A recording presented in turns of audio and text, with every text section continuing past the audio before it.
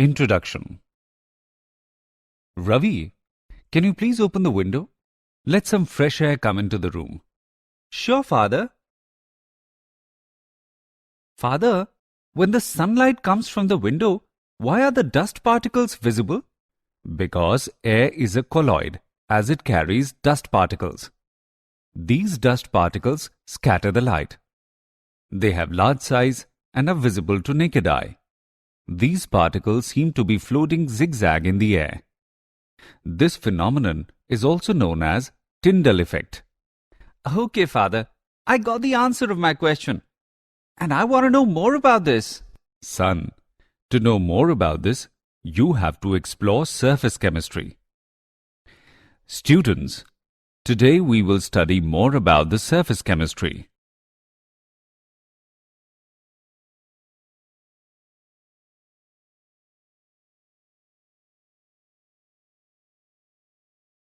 Objectives.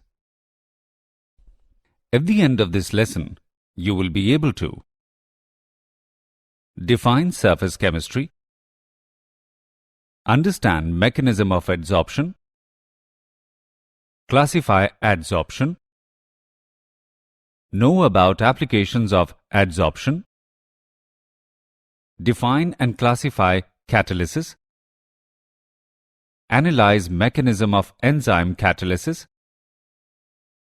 define and classify colloids,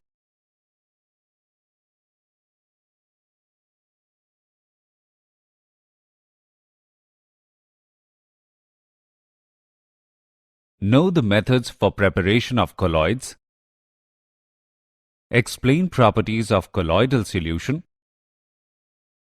define Tyndall effect and electrophoresis, define emulsions, know about applications of colloids.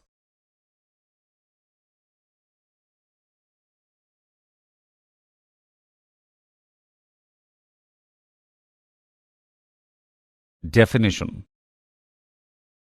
Surface chemistry is that branch of physical chemistry which deals with the study of the phenomena occurring at the interface, that is, the boundary separating two bulk phases.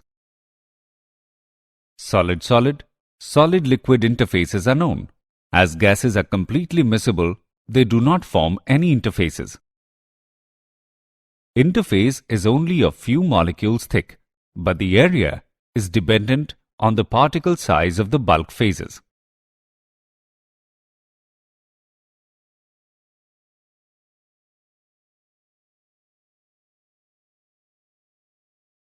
Adsorption. The phenomenon of attracting and retaining the molecules of a substance on the surface, or a liquid or solid, leading to a higher concentration on the surface in comparison to the bulk, is called adsorption. For example, when oxygen gas is taken in a closed vessel containing powdered charcoal, then the pressure inside the enclosed vessel decreases. This is due to adsorption of the gas molecules on the surface of charcoal. The substance accumulating at the surface of the solid during adsorption is called adsorbate. The surface on which adsorption occurs is called adsorbent.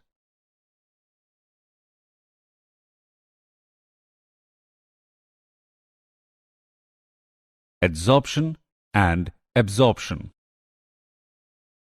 The phenomenon in which a substance is uniformly distributed throughout the bulk is known as absorption.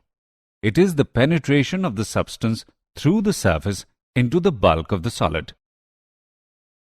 For example, when a sponge is dipped in a liquid, it absorbs some molecules of liquid. Let's make some important differences between adsorption and absorption. Adsorption involves unequal distribution of the molecular species in bulk and at the surface, whereas absorption involves uniform distribution of the molecular species throughout the bulk. Adsorption is rapid in the beginning and slows down near the equilibrium, whereas absorption occurs at a uniform rate. Adsorption is a surface phenomenon, whereas absorption occurs throughout the body of material. Sorption and Desorption. Sorption. Sometimes the adsorbate dissolves into adsorbent. Initially, the adsorbate appears on the surface of adsorbent and later passes into the body of adsorbent. Thus, adsorption changes into absorption. Simultaneous occurrence of absorption and adsorption is called sorption. Desorption. The process of removing an adsorbed substance from a surface on which it is adsorbed is called desorption.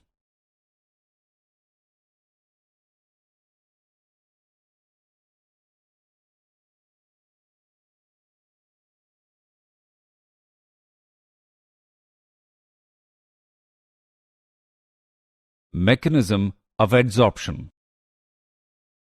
The amount of heat evolved when 1 mole of the adsorbate is adsorbed on adsorbent surface is called enthalpy of adsorption. Adsorption is always an exothermic process. An enthalpy change of adsorption is always negative. When adsorbate molecules are adsorbed on the surface of an adsorbent, their freedom of movement becomes restricted and hence entropy decreases. Adsorption is spontaneous. Therefore, at constant temperature and pressure, Gibbs free energy decreases. Delta G is equal to delta H minus T delta S.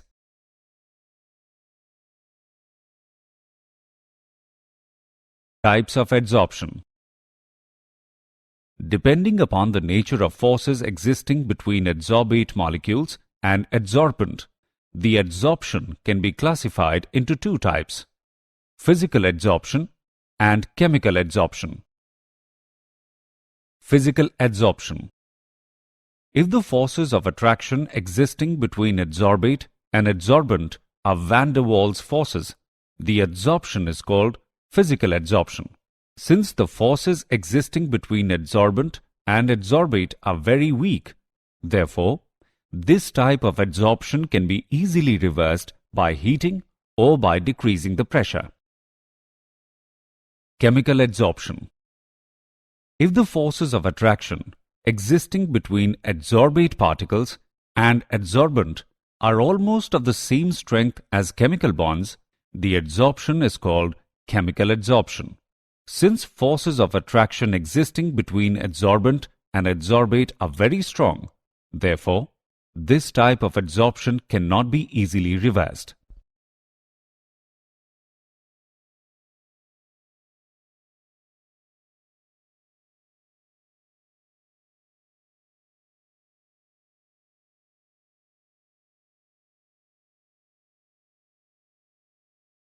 Comparison between Physisorption and Chemisorption.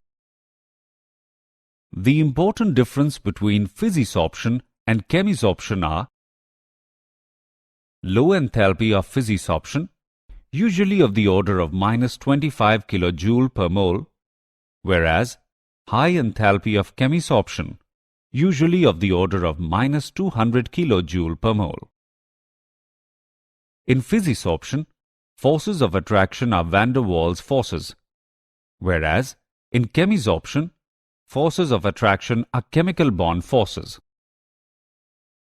Physisorption usually takes place at low temperature and decreases with increasing temperature, whereas Chemisorption takes place at high temperature. Physisorption is reversible, whereas Chemisorption is irreversible. Physisorption is related to the ease of liquefaction of the gas, whereas in Chemisorption, the extent of adsorption is generally not related to liquefaction of the gas. Physisorption usually forms multimolecular layers on the adsorbent, whereas Chemisorption usually forms monomolecular layers on the adsorbent. Physisorption does not require any activation energy, whereas chemisorption requires activation energy.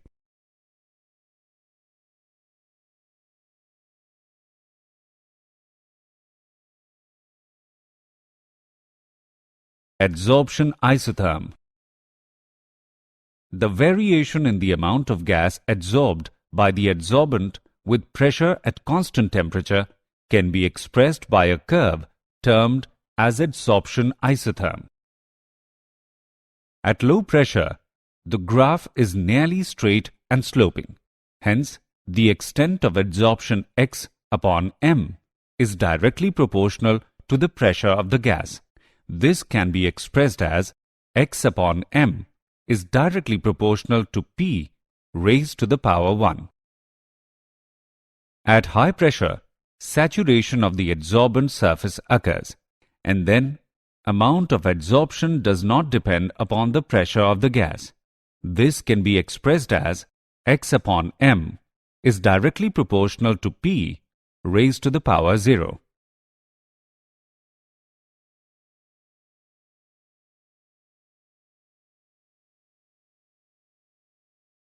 Freundlich Isotherm.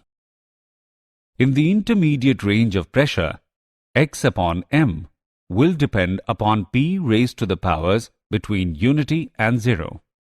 This can be expressed as x upon m is directly proportional to P raised to the power 1 to 0, or x upon m is directly proportional to P raised to the power 1 upon n, where value of n is less than 1, or it can be written as x upon m is equal to k multiplied by P raised to the power 1 upon n. K and n are constant, whose value depends upon the nature of gas and the adsorbent solid at a particular temperature.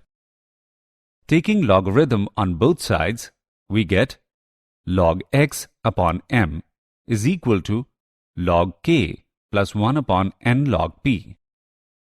The graph between log x upon m and log P is a straight line.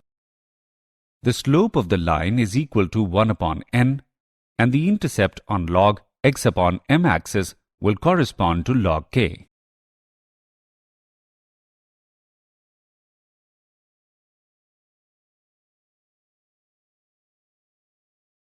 Applications of adsorption. Gas masks. These contain activated charcoal or a mixture of adsorbents and are used for breathing in an atmosphere containing poisonous gases. Removing of coloring matter. Animal charcoal removes colors of solutions as coloring impurities are preferentially adsorbed on charcoal.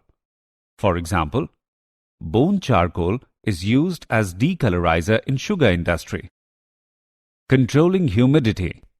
Silica and alumina gels are used as adsorbent for removing moisture and controlling humidity. Adsorption indicators. Dyes like eosin and fluorescein are used as indicator in titrating bromide solution with AgNO3, precipitate of silver halide, as the property of adsorbing these dyes and thereby producing characteristic deep colors at the end point in the titration. In curing of diseases, a number of drugs kill the germs by getting adsorbed on them.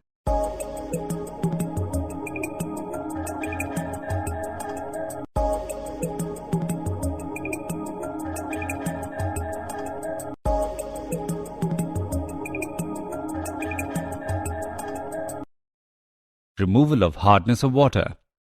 Ion exchange resins are used for removal of hardness of water. Some other applications of adsorption.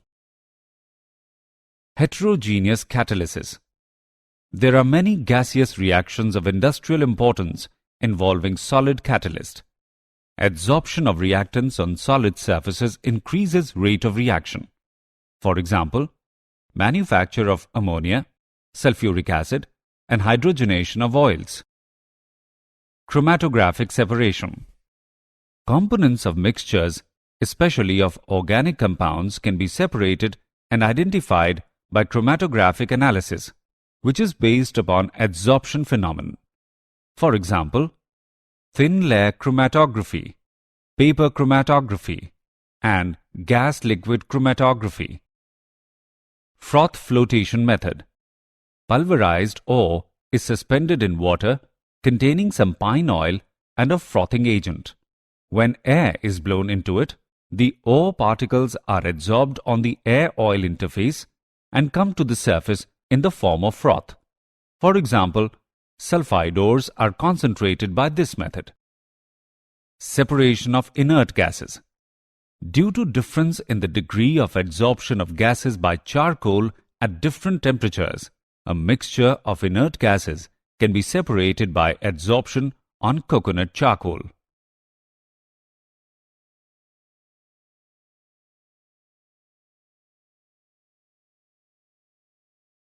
Catalysis. A catalyst is a substance which influences the speed of a chemical reaction without itself undergoing any chemical change at the end of the reaction. This phenomenon is known as catalysis. For example, when potassium chlorate is heated in the temperature range of 653 to 873 Kelvin, it slowly decomposes to give dioxygen. But if a little manganese dioxide is added, the decomposition takes place in the temperature range of 473 to 633 Kelvin, and dioxygen is released at a much faster rate. A catalyst may increase or decrease the rate of a reaction. A catalyst which increases the rate of reaction is called a positive catalyst. For example, decomposition of KClO3 in presence of MnO2. A catalyst which decreases the rate of reaction is called a negative catalyst. For example, tetraethyl lead is added to petrol to prevent knocking of the engine.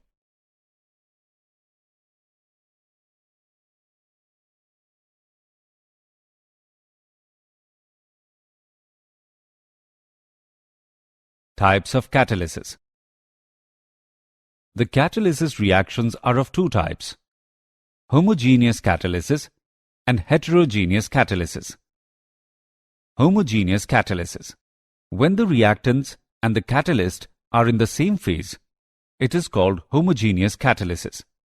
For example, oxidation of sulfur dioxide into sulfur trioxide in presence of nitric oxide in the lead chamber process for the manufacture of sulfuric acid. Reactants, sulfur dioxide and oxygen, and the catalyst, nitrous oxide, are all in the same gaseous phase. Heterogeneous catalysis. When the reactants and the catalyst are in the different phase, it is called heterogeneous catalysis. For example, manufacture of methanol from carbon monoxide and hydrogen using ZNO plus Cr2O3 as catalyst. Reactants are in gaseous phase and catalyst is in solid phase.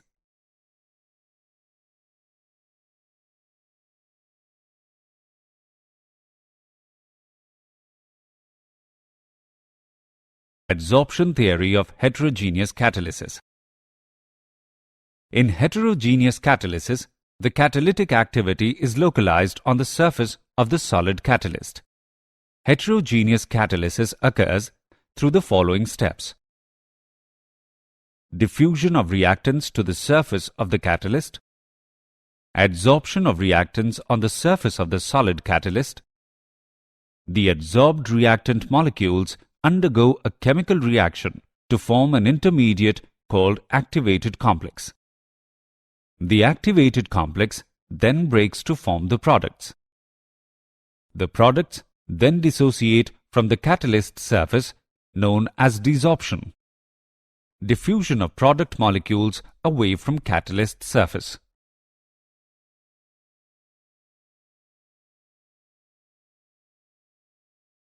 Nature of solid catalyst.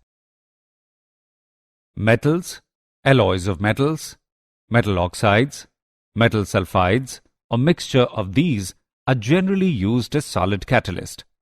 The two important aspects of solid catalysts are activity. The ability of a catalyst to accelerate the rate of a chemical reaction is called activity. These catalysts accelerate the rate of reactions to a very large extent, and in some cases, the rate of reaction becomes 10 raised to the power 10 times faster in the presence of a catalyst.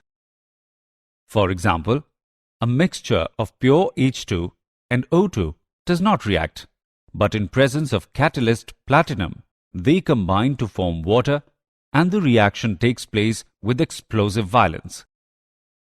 Selectivity. It is the ability of a catalyst to direct a reaction to yield a particular product. For example, carbon monoxide and hydrogen react to give different products in presence of different catalysts.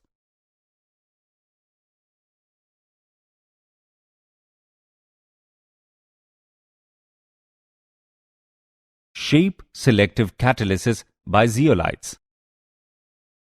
The catalytic reaction that depends upon the pore structure of the catalyst and the size of the reactant and product molecules is called shape selective catalysis. Zeolites are good shape selective catalysts because of their honeycomb-like structures.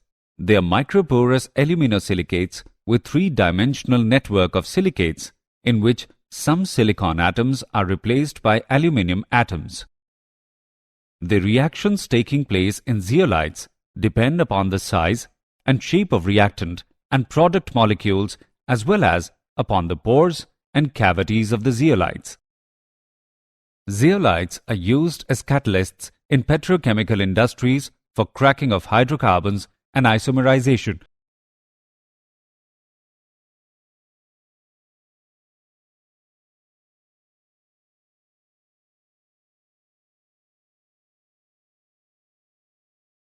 Enzyme catalysis.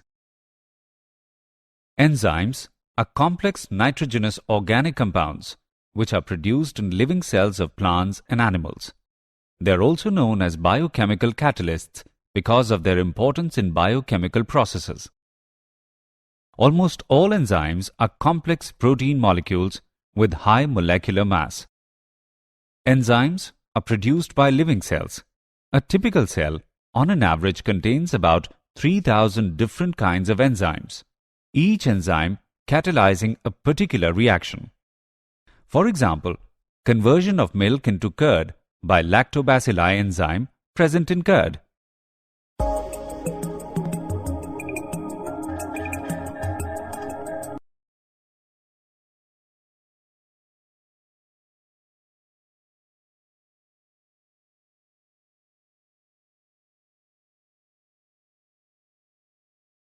Characteristics of enzyme catalysis. Enzymes form a colloidal solution in water and hence they are very active catalysts. Like inorganic catalysts, they cannot disturb the final state of equilibrium of a reversible reaction. They are highly specific in nature. One catalyst cannot catalyze more than one reaction. They are highly specific to temperature. The optimum temperature of their activity is 35 degrees Celsius to 40 degrees Celsius. They are deactivated at 70 degrees Celsius. A small quantity of enzyme catalyst is sufficient for a large change. They are destroyed by ultraviolet rays. Their efficiency is decreased in presence of electrolytes.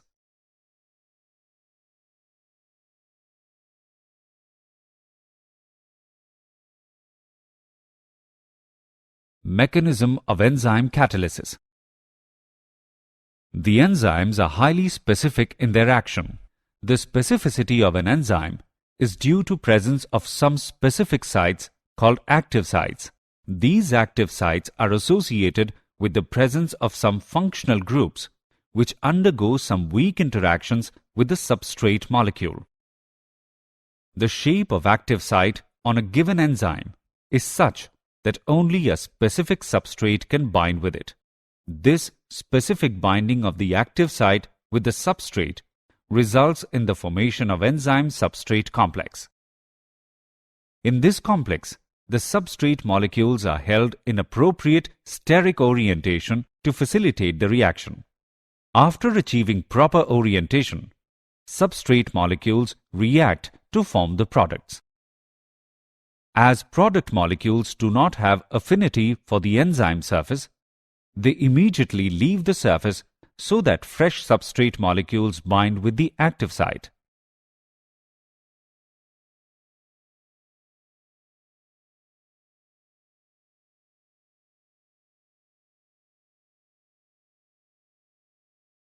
Colloids.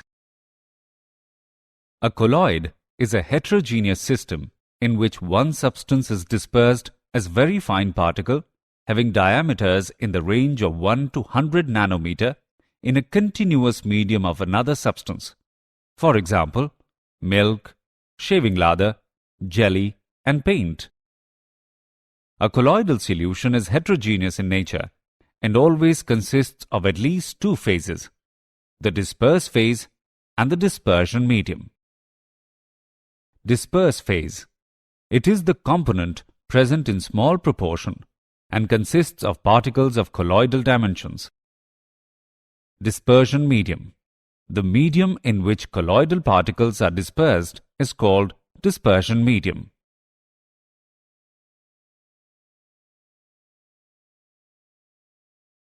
Classification based on physical state of colloids.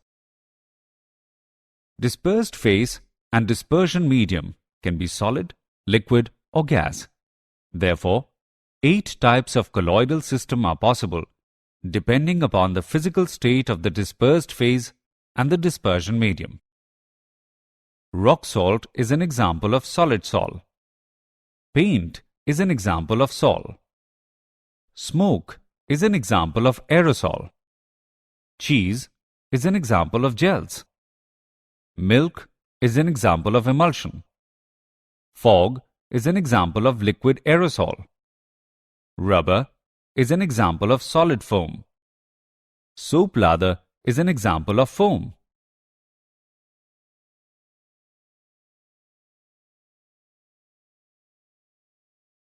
Classification based on physical state of colloids. On the basis of nature of interaction between dispersed phase and the dispersion medium, colloids are divided into two categories. Lyophilic colloids.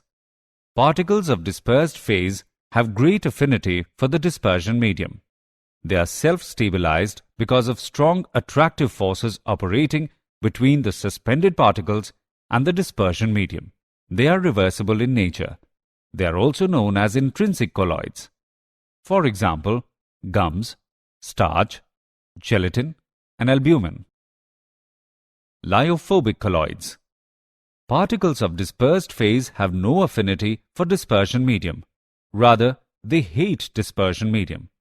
They are not easily prepared and need stabilizing agents for their preservation. They are irreversible. They are also called extrinsic colloids. For example, sols of gold, silver, and ferric hydroxide. Classification based on physical state of colloids. On the basis of nature of the particles of dispersed phase, colloids are divided into 3 categories. Multimolecular colloids. In this type of colloids, colloidal particles are aggregates of atoms or small molecules with molecular size less than 1 nanometer. These molecules in the aggregate are held by van der Waals forces. For example, a gold sol consists of particles of various sizes, which are clusters of several gold atoms. Macromolecular colloids. In this type of colloids, colloidal particles are themselves large molecules having colloidal dimensions. They have very high molecular masses, varying from thousands to millions. For example, proteins, cellulose, nylon, and plastic. Associated colloids. This type of colloids behave as normal, strong electrolytes at low concentration, but at higher concentration, they behave as colloidal solutions due to the formation of aggregated particles known as micelles. For example, soaps and detergents.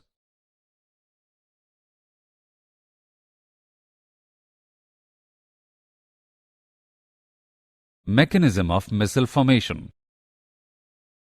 The formation of micelles takes place only above a particular concentration, called critical micelle concentration, and above a particular temperature called Kraft temperature. Micelles are formed by surfactant molecules. These molecules have lyophilic as well as lyophobic ends. For example, sodium stearate. When soap solution is dilute and the concentration is below its CMC, sodium stearate behaves as a normal strong electrolyte. When the concentration exceeds CMC, the non-polar tails of the anion clump into the center of a ball-like structure called a micelle because these are hydrophobic. The polar head of the molecule presents itself for interaction with the water molecules on the outside of the micelle. This type of micelle is known as normal phase micelle. Inverse micelles have the head group at the center with the tails extending out. These are formed in non-polar media. Preparation of colloids by chemical methods. Colloidal solutions can be prepared by chemical reactions involving double decomposition, oxidation, reduction, and hydrolysis. Double decomposition. A colloidal sol of arsenious sulfide is obtained by passing hydrogen sulfide into a solution of arsenious oxide in distilled water. Oxidation. A colloidal solution of sulfur can be obtained by passing hydrogen sulfide into a solution of sulfur dioxide in water or through a solution of an oxidizing agent. Reduction. A colloidal solution of a metal can be prepared by reducing its salt solution with a suitable reducing agent. Hydrolysis. This method is used to prepare hydroxides and oxides of weakly electropositive metals. A red sol of ferric hydroxide is obtained by the hydrolysis of ferric chloride with boiling water.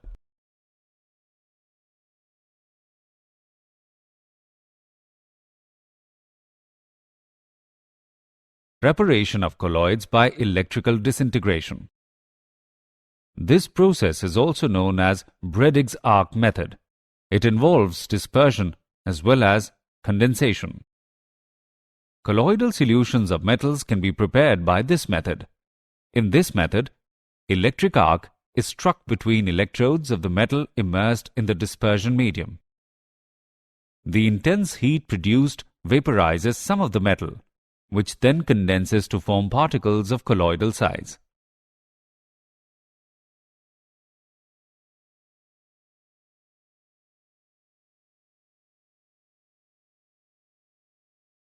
Preparation of colloids by peptization. Peptization is the process of converting a precipitate into colloidal form by shaking it with dispersion medium in the presence of small amount of electrolyte. The electrolyte used for this purpose is called peptizing agent. During peptization, the precipitate adsorbs one of the ions of the electrolyte on its surface. The adsorbed ion is generally common with those of the precipitate. This causes the development of positive or negative charge on precipitates, which ultimately break up into smaller particles having the dimensions of colloids.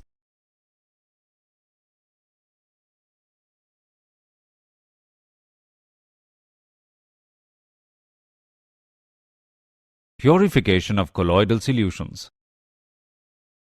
The process used for reducing the amount of impurities to a requisite minimum is known as purification of colloidal solution. The purification of colloidal solution can be done by following methods. Dialysis. It is a process of removing a dissolved substance from a colloidal solution by means of diffusion through a suitable membrane. The apparatus used for this purpose is called dialyzer. Electrodialysis. The process of dialysis is quite slow. It can be made faster by applying an electric field if the dissolved substance in the impure colloidal solution is only an electrolyte. Then the process is known as electrodialysis. Ultrafiltration. In this method, colloidal solutions are purified by carrying out filtration through special type of graded filters called ultrafilters. These filter papers allow the electrolytes to pass through them but do not allow colloidal particles.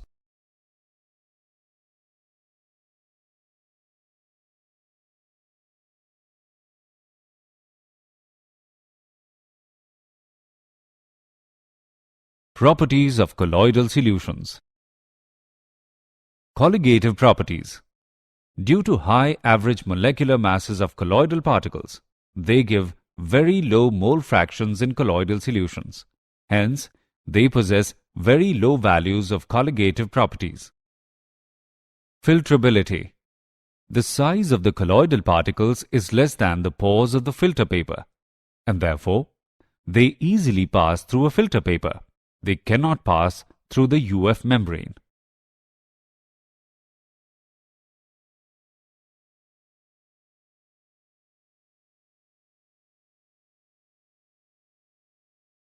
Tyndall Effect.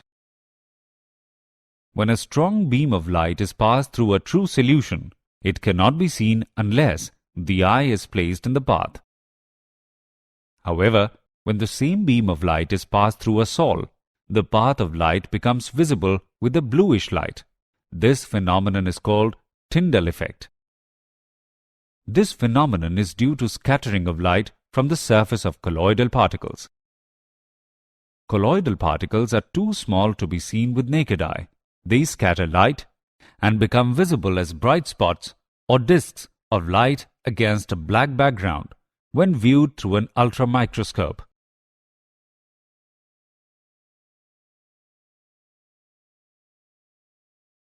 Brownian Movement. When colloidal salts were observed under a microscope, scattered light was seen moving in a zigzag motion. As the light is scattered by colloidal particles, these particles execute ceaseless, erratic random motion called Brownian movement. It is due to the bombardment of colloidal particles by the molecules of the dispersion medium. Due to Brownian movement, the colloidal particles do not settle down under the force of gravity, and therefore, it is an important factor for the stability of the sol. Electrophoresis. The particles of the colloidal solution are electrically charged. The existence of the electric charge is shown by the phenomenon of electrophoresis. It involves the movement of colloidal particles either towards the cathode or anode under the influence of electrical field. The colloidal solution is placed in a U-tube fitted with platinum electrodes. On passing an electric current, the charged colloidal particles move towards the oppositely charged electrode.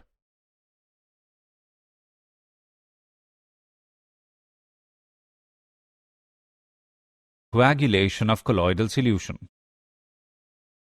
The precipitation of a colloid through induced aggregation by the addition of some suitable electrolyte is called coagulation. The coagulation of a colloidal solution by an electrolyte does not take place until the added electrolyte has certain minimum concentration in the solution. The minimum concentration of the electrolyte in millimoles that must be added to 1 liter of the sol so as to bring about complete coagulation is called the coagulation value of the electrolyte for the sol.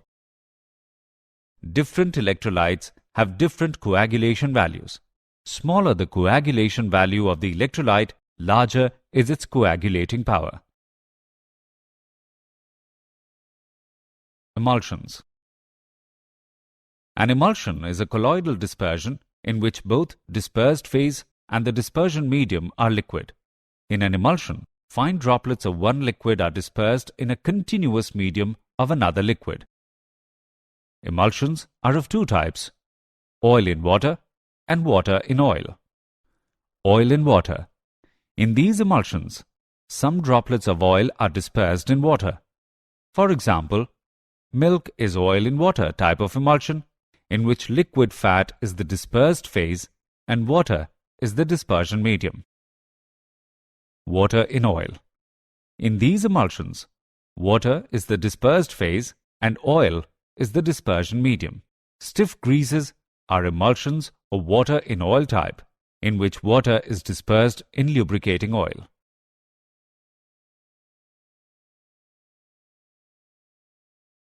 Colloids around us.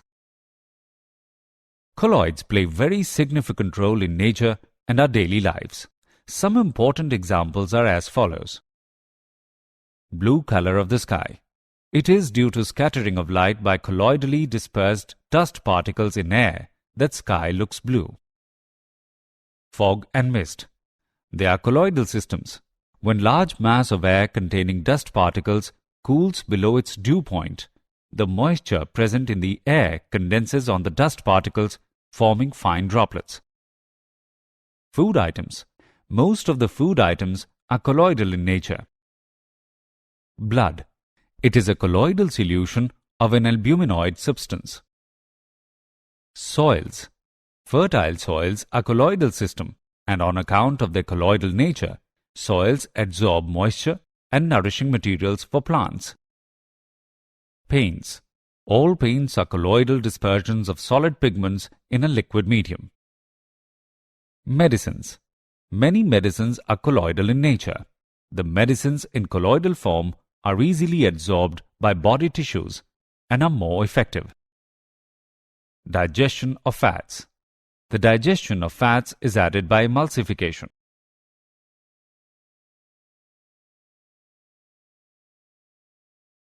Applications of colloids. Due to the presence of electrical charge on colloidal particles, they are good conductors. Some important applications of colloids are rubber plating. The negatively charged rubber particles from the rubber sole are deposited on wares and handles of different tools by electroplating. Sewage disposal. Sewage water contains particles of dirt, rubbish, etc., which are of colloidal size, carry charge, and therefore do not settle down easily. These particles can be removed by electrophoresis. Cottrell smoke precipitator. Smoke is made free of colloidal particles by passing it through Cottrell precipitator installed in the chimney of an industrial plant. Formation of delta. When river water comes in contact with seawater, coagulation of colloidal particles occurs. These coagulated clay particles settle down at the point of contact and gradually river bed starts rising. Artificial rain. It is caused by spraying oppositely charged colloidal dust or sand particles over the clouds. The colloidal water particles of the clouds get neutralized and coagulate to bigger water drops which cause artificial rain. Purification of water. The colloidal particles present in water can be precipitated by addition of small amount of alum. The Al+3 ions furnished by alum help in coagulation of impurities which are present in the colloidal form.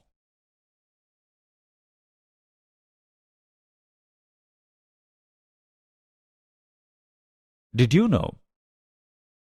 Bone black and charcoal are used in industry to remove colors from solutions since they absorb many coloring materials. Sometimes, the smoke emitted by motorcycles seems to be blue in color, is an example of Tyndall Effect. The enzyme tyolin, found in human saliva, accelerates the reaction so that starches can be digested. The clotting of blood is an example of coagulation.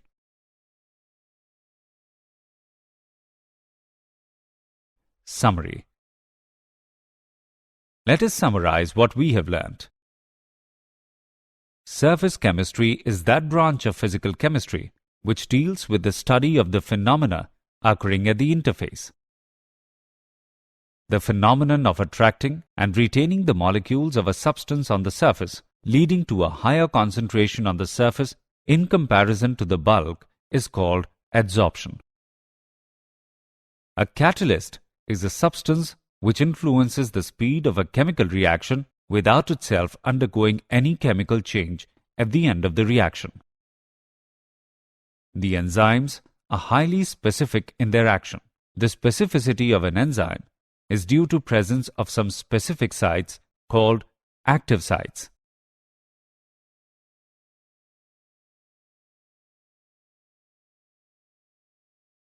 A colloid is a heterogeneous system in which one substance is dispersed as very fine particles in a continuous medium of another substance.